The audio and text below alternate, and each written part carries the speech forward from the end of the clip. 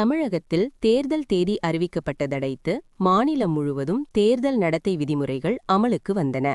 இதை முன்னிட்டு திருவாரூர் மாவட்டம் முழுவதும் பல்வேறு இடங்களிலும் பறக்கும் படை, நிலையான சோதனைக் குழு உள்ளிட்ட 50க்கும் மேற்பட்ட அதிகாரிகள் பல்வேறு இடங்களிலும் சோதனை மேற்கொண்டு வருகின்றனர்.